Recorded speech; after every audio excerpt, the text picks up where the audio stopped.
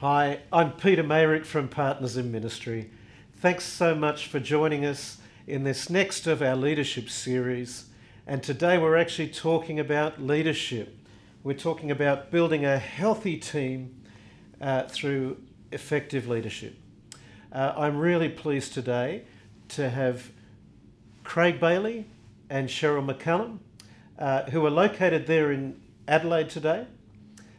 Both Craig and Cheryl have a history of experience in leading in churches, and they both have led theological colleges at different times, and so they bring with them a wealth of experience in leadership. I'm really looking forward to this today. We're going to walk through this topic, and as we go, I want to invite you, if you've got questions, please send them in to us. If you're watching it live, you can put your questions into the chat. Otherwise, I want to encourage you to send us a question at info@partnersinministry.com. Craig and Cheryl, thank you so much for joining us today. I'm really looking forward to this topic. Leadership is a passion for me, and it's a passion for a lot of people out there in church land. I'm very, very mindful that many people step into ministry. They get trained in college, in theology, in the scriptures, in pastoral care, but very little training on leadership and management. So I'm wondering, what's the key ingredient, Cheryl, for leading a successful team? I think you have to understand that it is a framework, and it's not just one thing, but you actually have to create a framework in which team ministry flourishes. And so often we kind of put team leading on one side, and then we have all the other things we do. But it is integral to everything that you do in your ministry. For example, if we have, say, a pastor called Joylene, and she's got an associate minister, and she's got a youth pastor, and then she's got an admin manager, but then she has to rely on volunteers for all of that. A lot of her time has to be taken up with managing that team to make it effective and to make it healthy in order that the ministry that she's called to can flourish. And so I think it's really important that framework be foremost in our minds. And I know, Craig, you've got some thoughts around what might make up that framework. Yeah, there are different aspects within that framework that I summarise in an acronym, TEAM, team. The T is for trust. If we're going to develop that framework, we have to develop an environment of high trust. The E is for engage. We need to have people engaged in the team. In any team, there are quieter people or more dominant people or different personalities. But in an effective team, everybody is engaged in some way or another. The A is for alignment. Joylene would need to make sure that her whole team was aligned in terms of vision and values and strategy. This is something that Partners in Ministry, we love to walk with people in and support them in actually getting their vision and values aligned. The M is for manage. This is one we often miss out on, but in an effective team, resources are managed well with fairness and equity. So when we're building a framework, these are important ingredients within that framework. Yeah. Craig, I want to just say I love that acronym team. First of all, trust. One of the things in leadership that always strikes me, and often people don't think about that leadership or followership is a decision to follow someone. Why would I follow someone? Well, I need to trust that they're worth following. That could be a competency thing. It could be that I trust they're going to treat me well. I trust that they've got the best thing or the best intent for me in the organisation. I love that started with trust. It's interesting, Lencioni starts with that too, doesn't he? I was just thinking in terms of the trust, One of the keys that I think we often forget there is consistency. And by consistency, if we're going to generate trust, we need to be consistent in the way we behave. Some of us have been in teams where we think, which Craig is going to turn up today? Do we have to tread on eggshells around it today or whatever? So consistency and reliability generate trust. So that's something that I've often considered as important. Yes. Predictability goes beside that too, doesn't it? You mentioned alignment. It's interesting to me, one of the questions of the National Church Life Survey is, are you aware and committed to the mission, vision and values of this church? And when we're helping churches to look at their NCLS, that's one of the questions we really look at. It's one thing to be aware, it's one thing to be committed, and alignment is the word you chose. I think that fits perfectly. Can you go further into alignment? Yeah, it is. I think the challenge for a leader in a team is to galvanise that team around the purpose, of course, we haven't mentioned yet, but the purpose is critical, and to engage the team in actually articulating what that purpose is. Often we say there's a purpose, but it's in someone's head somewhere. Actually going through the process of working out the wording around the purpose, for example, and also the vision and the values is really, really important. So it's not just having a vague idea, it's actually really getting clarity. Someone said clarity is gold. And that is one aspect where it really is. I was with a guy yesterday, and one of the things we asked him to do was to have his lay leaders, his volunteer leaders, articulate, this is the purpose of the church, and this is how what I lead fits in. That's alignment, isn't it? Yes, absolutely. All being on the same page in those areas. I think it's also important that the team leader communicate that vision and purpose continually, because we assume that people know what we're on about, but often you don't. No. You get a new person on board and that's the first thing you have to say, and you just have to keep repeating it and telling the history of the organisation so that people feel like they're part of something and they know what it's all about.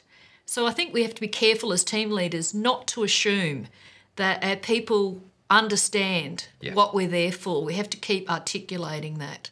The other thing about vision and purpose is sometimes people go, oh, that's just a straitjacket. We all have to think the same. We all have to behave the same. You don't give me freedom to be who I am. And I'm always reminded of 1 Corinthians 12, where Paul talks about the gifts that are given as far as bringing unity with diversity. And I think a good team leader is someone who can recognise the diversity of the gifts that they have within their team. And sometimes that's personalities, getting to know what personality type people are, but also just simply figuring out where they flourish best. What do they enjoy doing the most? And I've just been doing some work with Lencioni's stuff on Working Genius and watching teams understand how they work together best. And that's not denigrating anything or devaluing anything or feeling judgmental towards someone who doesn't have the same joy and energy that you get out of what you do at work. So I think that unity in diversity, unified by purpose, unified, we're on mission, but we're a diverse group of people with diverse things that we bring to it. And you've got something called the Medici effect. Yeah. I want to go a step further with that and say actually intentionally ensuring that your team is diverse is been shown through research to be an effective way to build a team culture. So the Medici effect was Professor Franz Johansson studied this and has been an advocate of it. It emerged possibly first in England during the war when the English were trying to break the Nazi Enigma code at Bletchley House. And they had a fairly straitjacketed team of people that couldn't do it. And so they deliberately went out and brought in a more culturally, ethnic and gender diverse group, and they solved it. And some would say that the solving of the Enigma code was the turning point in World War II. Yeah. So he studied that and realised that diversity isn't just a nice thing to have, but something we intentionally look for if we're to solve problems, if we're to be creative and innovative as a team. Yeah. Are you suggesting that people think differently, Craig? Yes. I'm not sure about that, Peter. Are you suggesting, as Cheryl mentioned, that Romans 12, 1 Corinthians 12, the body with many parts, Yes, that's actually is a right. fact? Yes, that's right. It works. You touched on alignment, and then you've kind of gone towards culture. Do you want to say anything about culture and the role of culture? Because we've got diversity, but there are some things that are holding us together, which is our purpose, our vision, alignment with that, which then rolls out in our desired culture. Have you got anything to say on culture? Someone said once, culture trumps everything. Organisation, you can have everything systematically right, you can have diversity, but culture is the most important thing in a team. So that's what you have some thoughts on Amy Edmondson. Yeah, I mean, some of the latest work on that has been through Amy Edmondson and her fearless organisation work, but particularly the concept of psychological safety. What we're trying to create, if a team is to be built and developed, is a space of psychological safety where people are confident in putting their ideas forward and not afraid to challenge the ideas of another in a safe environment. She would say a psychologically safe environment is a place where people's different personalities come into play safely and also are safe to fail. It's a really important concept. We're going to try something and it may not work, but at some level, that's okay. Yeah. So if we kind of straitjacket the team and, muzzle them or suggest that any idea is not a good idea, we may not build an effective team and get everybody's engagement. Craig, I can see how your team acronym works there. If we trust each other, we can engage in an open way. I love Lencioni's language. When he does his pyramid, he starts with trust and leads into conflict, which I love that language. Because we trust, we can argue and debate. And if we argue and debate, we can then commit to decisions. I'm hearing that in what you're saying. Is that what I should be hearing? Oh, absolutely. And as you said earlier, Peter, the awareness and commitment is one thing to be aware, but to be actually committed and invested in something means that I'm recognised for the ideas I have, the personality I have. And so the leader's task is to bring those things together, galvanise them and align them. Now listen, leaders are kind of shoehorned into this. And some people are saying leadership's all about what I do. Others are saying leadership's all about how I love people. You know, there's this task and relationship quandary. Which one's more important? The relational side of me or the fact that I get things done, the task? Well, the simple answer is yes. Both are important. Both are important. I think some people are task oriented and so they want to see things done. Others are more relationally oriented and they're happy to build that relationship. And I think it's all about context. A lot of the leadership studies around situational styles, that you change your style of leadership according to the situation you find yourself in. And so sometimes leaders have to move from, isn't it great we're all here together, to we need to get something done. And I've noticed that sometimes in churches, people want to be on church teams because they want to be part of a family. but the family also is tasked to do something, not just sit around and have cups of coffee with each other. So it's the leader's job, whilst fostering family, to make sure that whatever organisation it is, things are being done. So I think it's this kind of tension that you dance on all the time, and you can come down being a hard taskmaster when you have to, and you can relax and be much more relational when possible as well. So I think, yeah, if a leader's task-oriented, they have to work hard on the relational and vice versa. I totally agree with that. When the time is short, when there's a sense of urgency, particularly, task predominates. When time is more abundant, then relationships come to the fore. But generally speaking, I would say generally the relationships matter proportionally more, because the role we have as leaders is to develop people. When it's all said and done, it's about developing, and within the church, discipling people. And I would say even in the team context is an opportunity to disciple. So I think absolutely both, but always people who matter, and we're developing people. It's interesting, that relational piece, that's the glue that holds it together. And if you treat me well, so the relational side, I'm going to give you grace for a multitude of flaws, won't I? You said discipleship. How could we build a culture of discipleship if we're not discipling people? It's just impossible. I just want to say, when I train people in coaching or working with volunteers, I get people to put their hand up and say, who's task focused? And they put their hand up and say, what? One of your key tasks needs to be building a relationship with the people in your room. Those who are people focused, I want you to recognise, for the benefit of these people, you need to help them achieve the goals that they need to get. We have blind spots. We need to help people to get past them. Absolutely. This is where task and relationship come together, don't they? What about working with people then?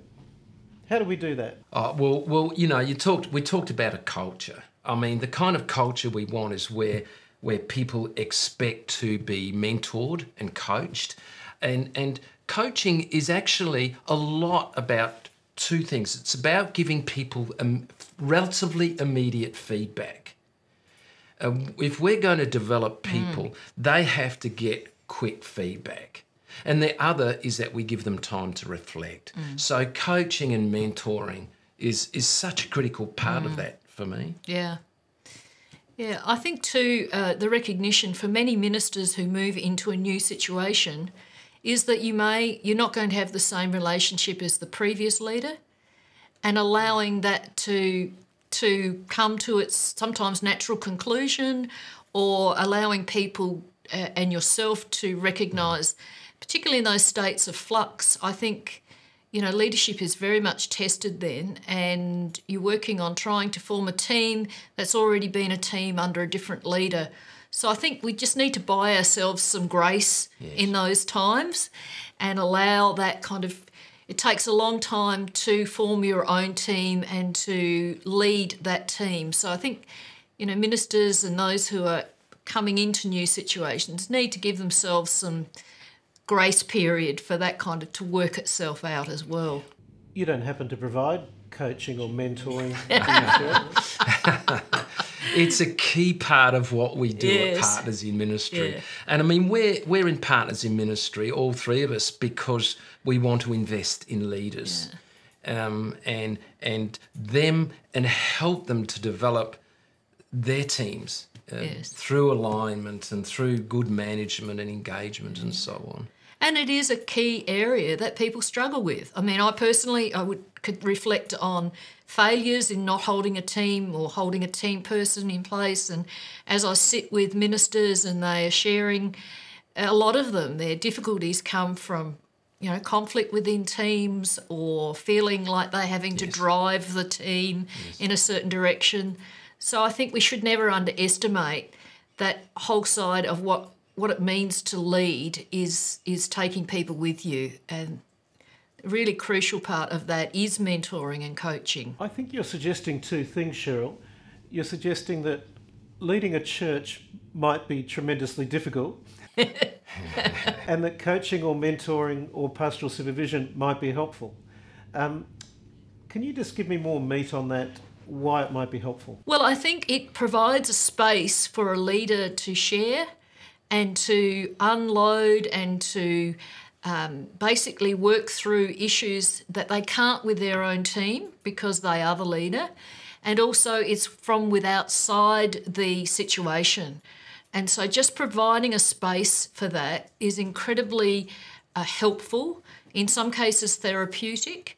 Some cases it's just the verbalising of what's going on that can help that minister. And I think coaching and mentoring and supervision is someone else walking alongside that person and being there for them. And because leadership is difficult, it's complex now, very complex, and it's also a very lonely space often. And so I just think it's absolutely crucial for anyone who's leading something to have someone to be able to speak to in that kind of way. I remember being, I'll say this on camera, a naive managing director of a company, and I got my first coach, a business coach, and I just loved that I could practice with someone. I could float ideas, and we rubbished ideas that would have hurt my reputation, you know. We talked through stuff, I gathered ideas, and he talked about me personally and supported me as a Christian, because he was a Christian.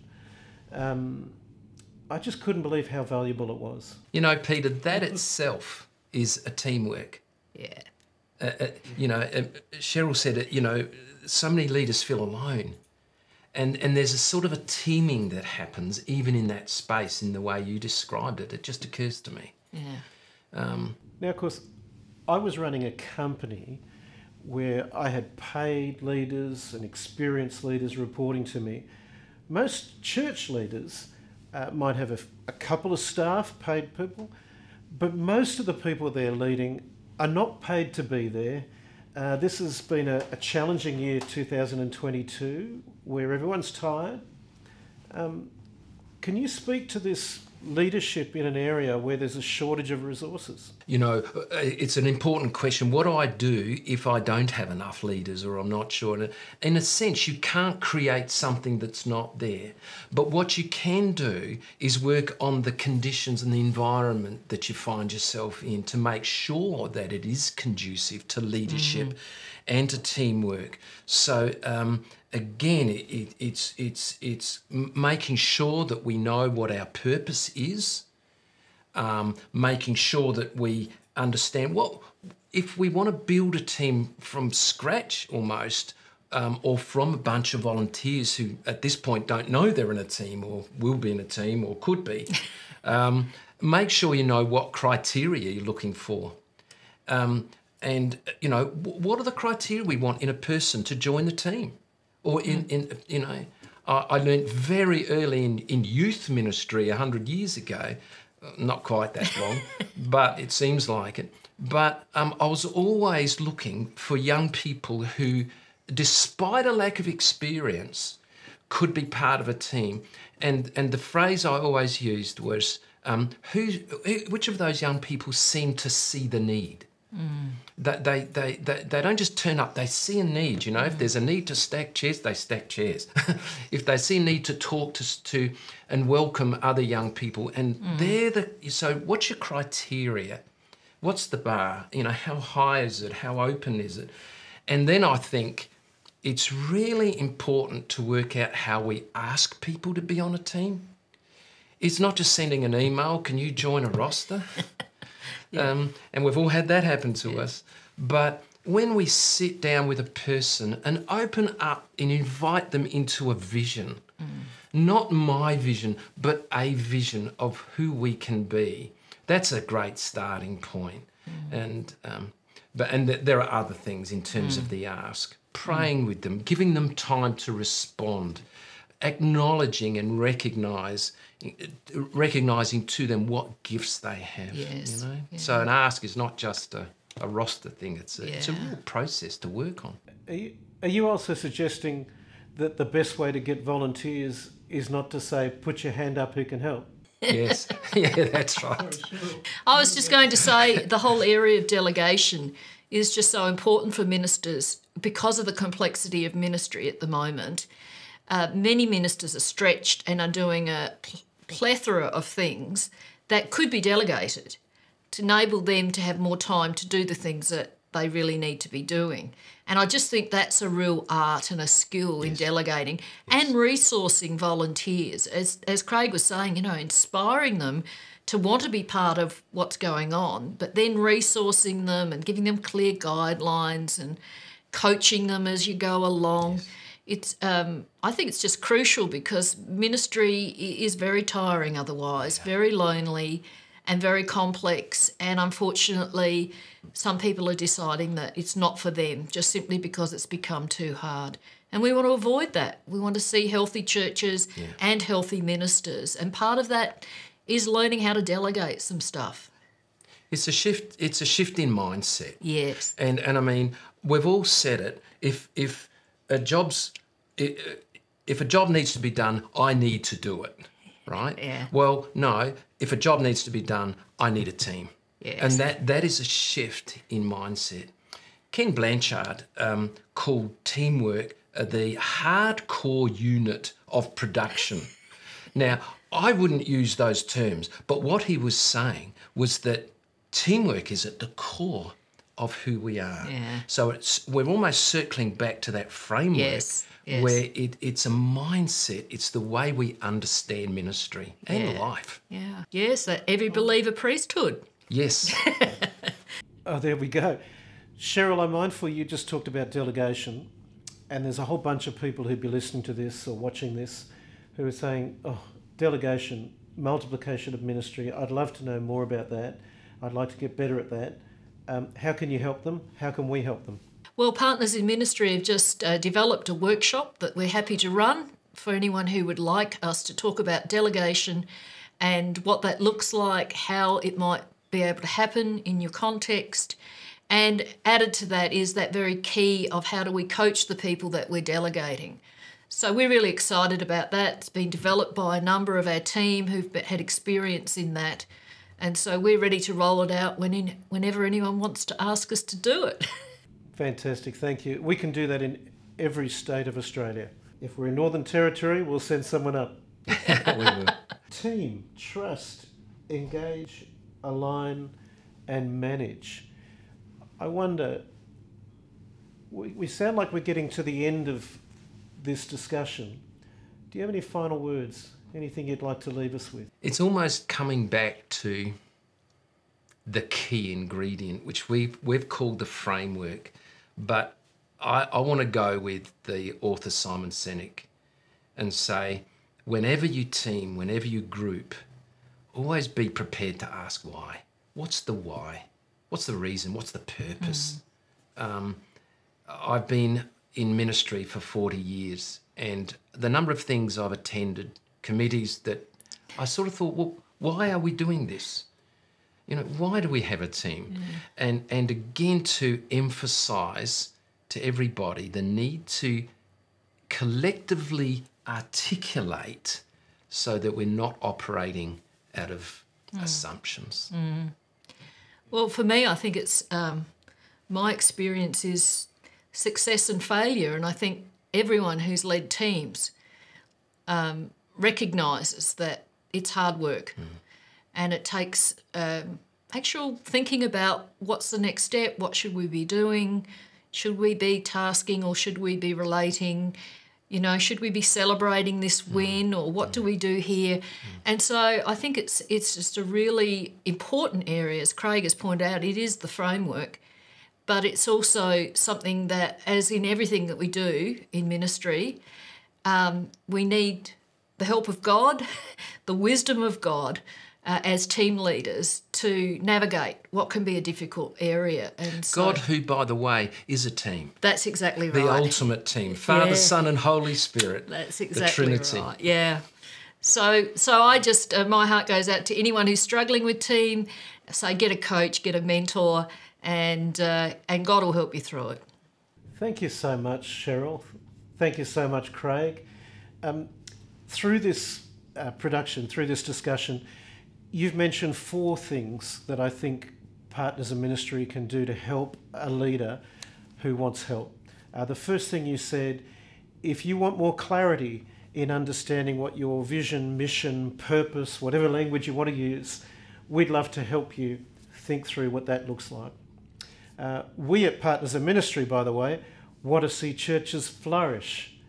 And that's why we want to help leaders to lead well as disciples of our Lord Jesus.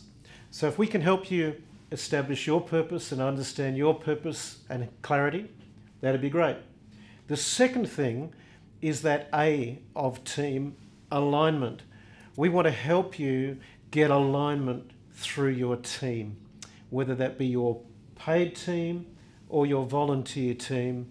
We would love to hear more people say, I'm both aware and I'm committed to what this church is on about. So that's vision, alignment. The third thing you mentioned there, Cheryl, is helping people learn how to delegate. Please, if we can help you with that, multiplication of ministry, we'd love to. And then the fourth thing, and probably the overriding thing, is we'd love to walk beside leaders, if that would be helpful. We say walk beside because some people call what we do coaching, some people call it mentoring, some people call it pastoral supervision and spiritual direction. We try and roll the whole lot together because we want to walk beside pastors who are leading well under God. If you might be interested in any of those, please reach out to us. You can contact us by our email, info@partnersinministry.com. You can check us out on our website, www.partnersinministry.com. And on that website, you'll see the beautiful pictures of Craig and Cheryl and the rest of our team around Australia and even in New Zealand. Craig and Cheryl, thank you so much. We're really grateful for this discussion on leadership. And if we can help you in any way, please don't hesitate to reach out to us. Thanks so much for joining us today. May God bless you, may God bless your leadership, and may God bless your church richly. God bless.